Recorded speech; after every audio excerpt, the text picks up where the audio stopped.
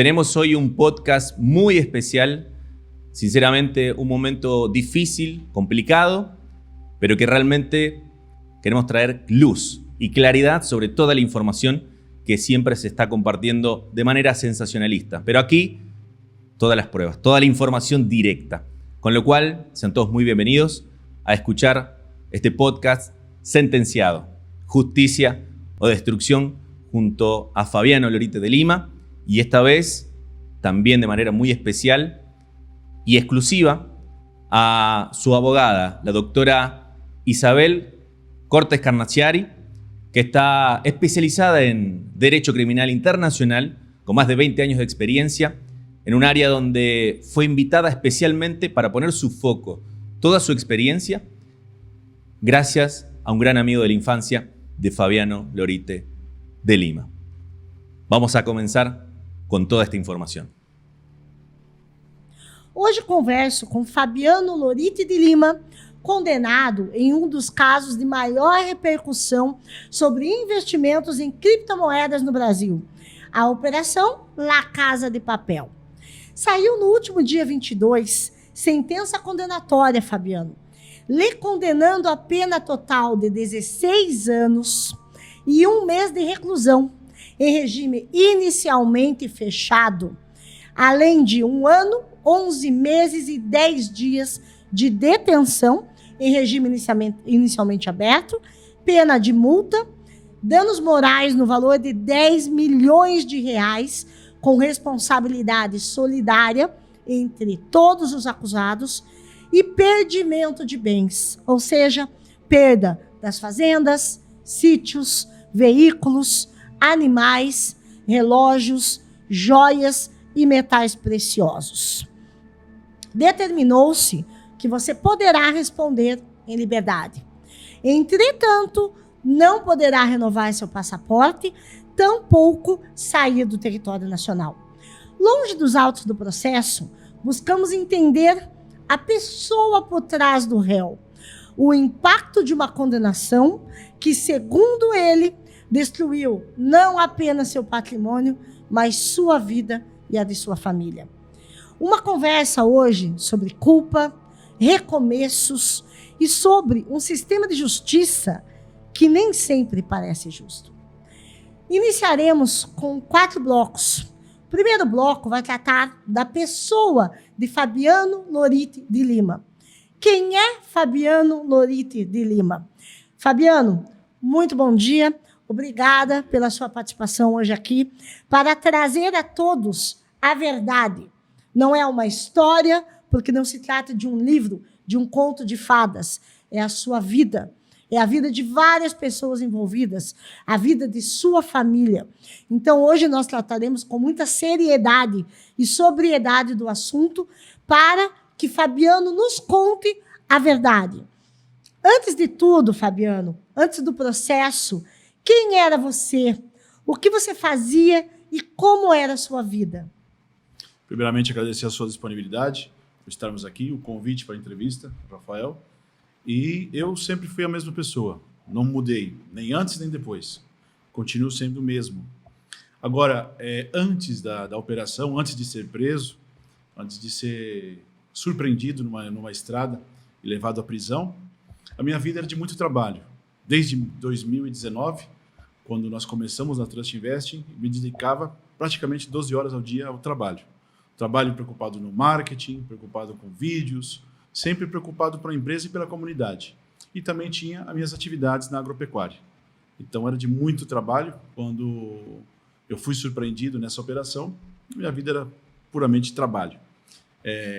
Estava com as minhas filhas naquela época, em outubro de 2021, estava com minhas filhas no sítio, lá em Porto Feliz. E depois da operação, depois da prisão, a minha vida mudou completamente. Eu saí sem nenhum recurso, sem muita informação, não sabia como estava o mundo lá fora. E fui um amigo que foi me buscar em Palmas e me trouxe para Curitiba, porque outro amigo também me disponibilizou um apartamento para que eu ficasse morando. Então, sem recurso, sem saber o que estava acontecendo, essa foi a minha realidade depois da prisão. Nos documentos e em vídeos, vemos pessoas que te descrevem, após o seu negócio, como alguém que ajudava os outros. Que tipo de ajuda você oferecia e por que fazia isso? Correto. A minha forma de ajudar sempre foi através do marketing multinível, a indústria que eu sempre trabalhei há mais de 14 anos. E como nós ajudamos pessoas? Porque nós ajudamos as pessoas no negócio do marketing multinível. Então, sempre me disponibilizei a ajudar pessoas nesse sentido.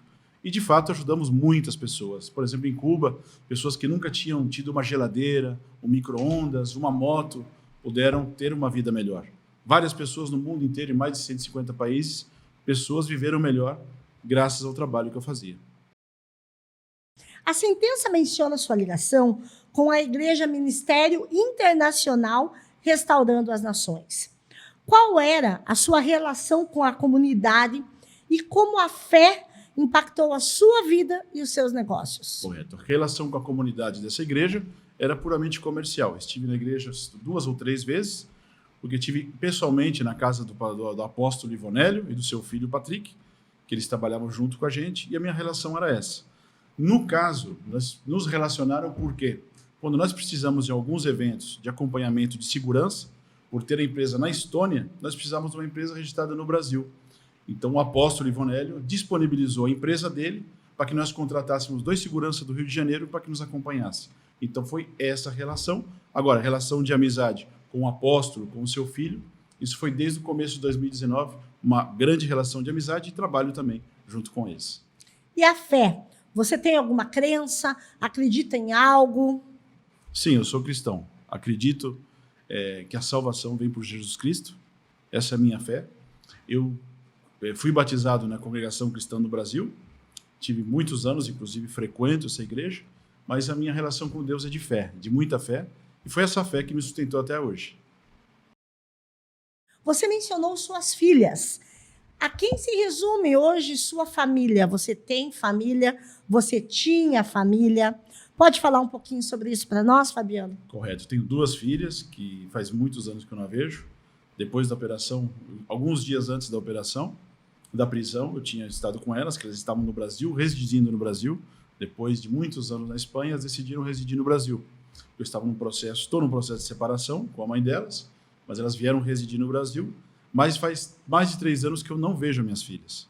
Fui impossibilitado de vê-las, falo com elas através de telefone e essa relação que eu tenho com minhas filhas. E também tenho meus pais estão vivos, têm mais de 80 anos. Essa é a minha família.